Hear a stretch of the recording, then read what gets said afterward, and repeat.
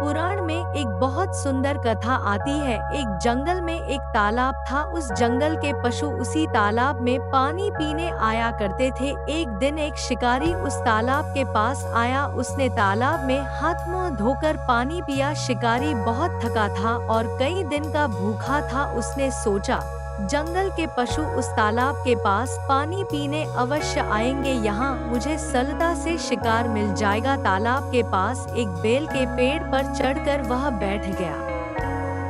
एक हिरनी थोड़ी देर में तालाब में पानी पीने आई हिरनी ने शिकारी को मारने के लिए धनुष चढ़ाते देख लिया। वह बोली, भाई शिकारी, मैं जानती हूँ कि अब मैं भागकर तुम्हारे बाण से बच नहीं सकती, किंतु तुम मुझ पर दया करो। मेरे दो छोटे छोटे बच्चे मेरा रास्ता देखते होंगे। तुम मुझे थोड़ी देर की छुट्टी दे दो। मैं तुम्हें वचन देती हूँ कि अपने बच्चों को दूध पिलाकर और उन्हें अपनी सहेली हिरनी को सौंपकर तुम्हारे पास लौट आऊंगी।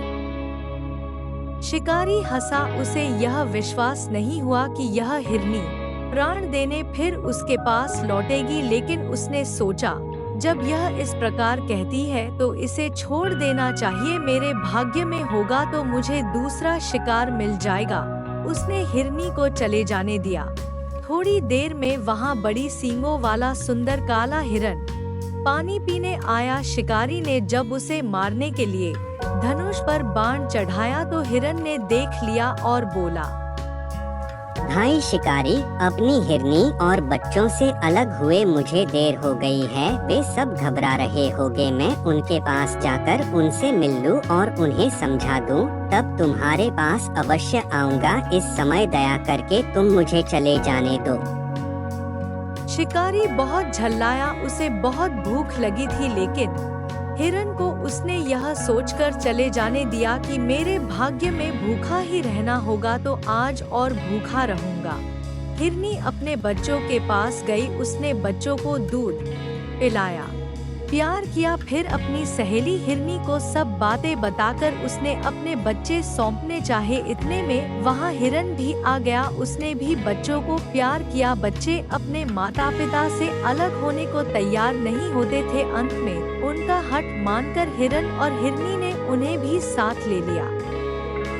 तालाब के पास आकर हिरन ने शिकारी से कहा, भाई शिकारी, अब हम लोग आ गए हैं। तुम अब हमें अपने बाणों से मारो और हमारे मांस से अपनी भूख मिटाओ। हिरन और हिरनी को आया देखकर शिकारी को बड़ा आश्चर्य हुआ। वह पेड़ पर से नीचे उतर आया और बोला, तुम हिरन पशु होकर भी अपनी बात के कितने सच्चे हो। तुम प्राणों का मोह छोड़कर सत्य की रक्षा के लिए मेरे पास आए हो। मैं मनुष्य होकर भी मैं कितना नीच और पापी हूँ कि अपना पेट भरने और 4 पैसे कमाने के लिए निरपराध पशुओं की हत्या करता हूँ। अब से मैं किसी पशु को नहीं मारूंगा। शिकारी ने अपना धनुष तोड़कर फेंक दिया और वह जानवरों का शिकार करना छोड़ दिया।